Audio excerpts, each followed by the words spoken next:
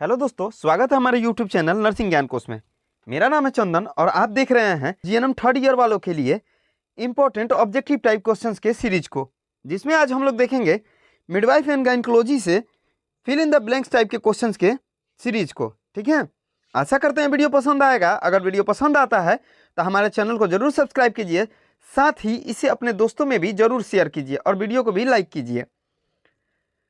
बढ़ते हैं क्वेश्चन की तरफ। आज का पहला क्वेश्चन है, हैगर चिन्ह गर्भावस्था के डैश हफ्ते से प्राप्त किया जा सकता है।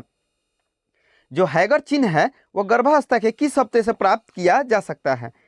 हैगर चिन्ह गर्भावस्था के किस हफ्ते से प्राप्त किया जा सकता है?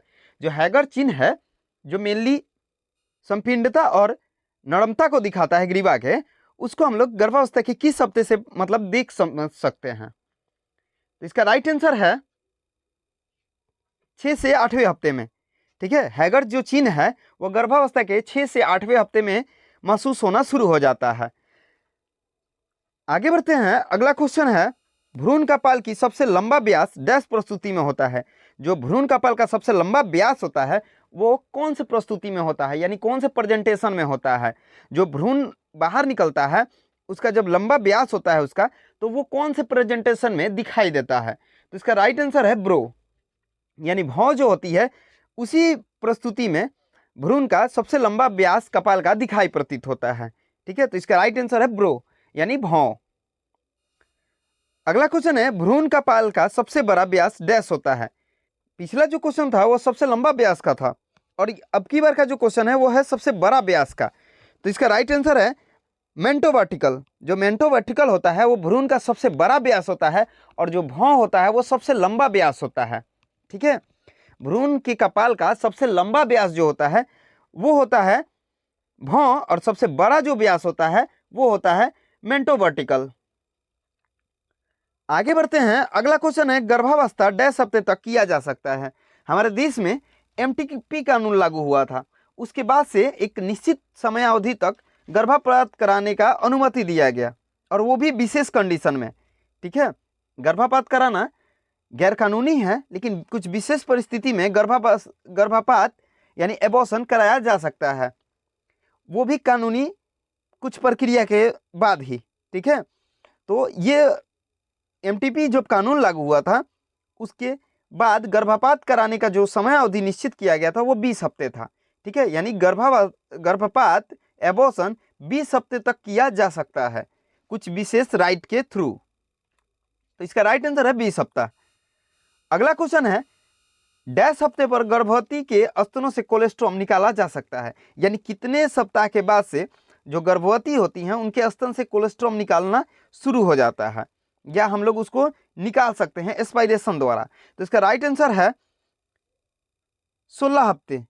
ठीक है, 16 हफ्ते बाद गर्भवती के स्तनों से कोलेस्ट्रॉम को निकाला जा सकता है। राइट आंसर है 16 हफ्ता।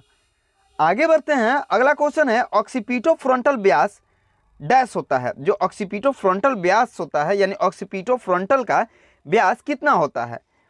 जो आगे की ओर फ्रंटल बोन होता है उसमें ऑक्सीपिटो होता है, उसका व्यास लगभग 11.5 सेंटीमीटर का होता है। तो इसका राइट आंसर है 11.5 सेंटीमीटर। आगे बढ़ते हैं। अगला क्वेश्चन है, गर्भाशय के पीड़ा रहित संकुचन को डैश कहते हैं। गर्भाशय में आमतौर पे दर्द वगैरह करके ही संकुचन होता है, लेकिन एक ऐसा भी कंडीशन होता है जिसमें दर्द नहीं होता है, उसे हम लोग ब्रेक्सटन हिक्स संकुचन बोलते हैं। ठीक है, गर्भाशय में जब पीड़ा हो यानी दर्द हो और वो संकुचित करे तो उस संकुचन को हम लोग ब्रेक्सटन हिक्स संकुचन के नाम से जानते हैं, यानी ब्रेक्सटन हिक्स कॉन्स्ट्रिक्शन के नाम से जानते हैं। तो इसका राइट आंसर है ब्रेक्सटन हिक्स संकुचन। आगे बढ़ते हैं। अगला क्वेश्चन है, अप्रशिक्षित दाई द्वारा गर्भपात कराने से डैश गर्भपात हो सकता है। दाई का प्रशिक्षण दिया जाता है भारत सरकार द्वारा लगभग 1 से 3 महीने का।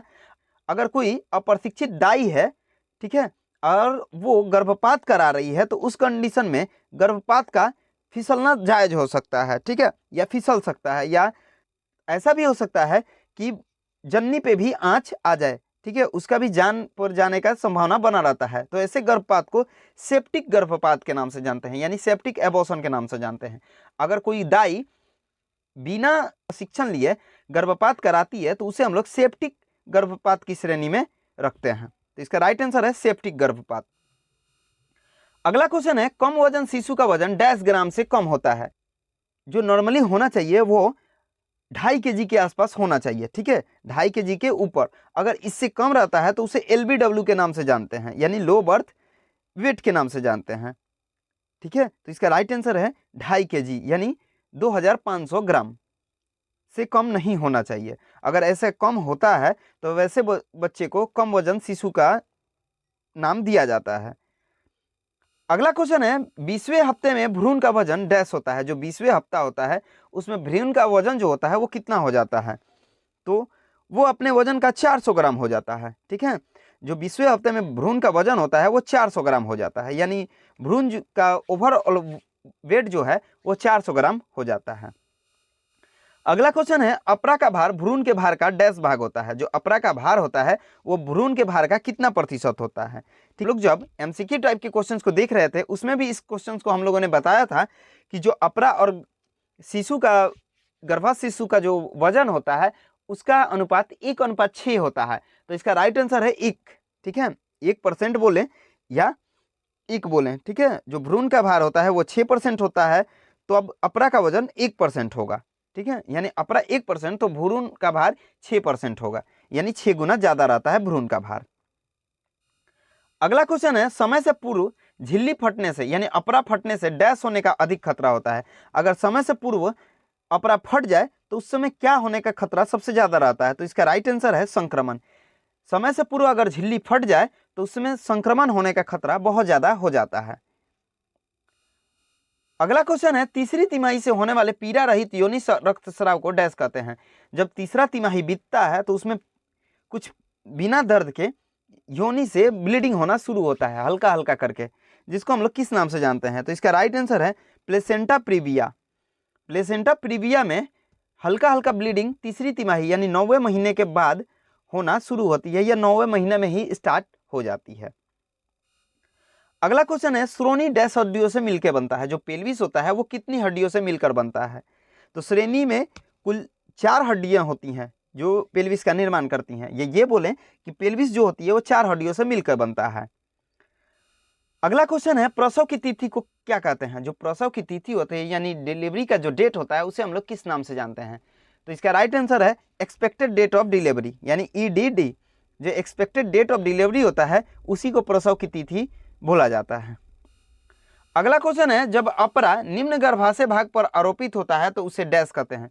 जब प्लेसेंटा गर्भाशय के निचले भाग में आरोपित हो जाता है तो उसे हम लोग किस नाम से जानते हैं। तो उसे ही प्लेसेंटा प्रीविया के नाम से जानते हैं और इसी कंडीशन में हल्का हल्का ब्लीडिंग होना शुरू होता है, ठीक है। जब अपरा यानी प्लेसेंटा गर्भाशय के निचले भाग पर आरोपित हो जाता है तो उसे प्लेसेंटा प्रीविया के नाम से जानते हैं और इसी कंडीशन में हल्का हल्का ब्लीडिंग होना शुरू होता है और ऐसे कंडीशन में दर्द नहीं करता है। अगला क्वेश्चन है बाधित प्रसव में उच्च एवं निम्न गर्भाशय के बीच में रीज बनाती है उसे डैश कहते हैं। जो बंधा हुआ प्रसव होता है उसमें जो उच्च और निम्न गर्भाशय है यानी ऊपरी सिरा और निचला सिरा जो गर्भाशय का होता है उसमें एक रीज बनती है, उसे हम लोग किस नाम से जानते हैं। तो उसको हम लोग रिस्ट्रिक्शन रिंग के नाम से जानते हैं।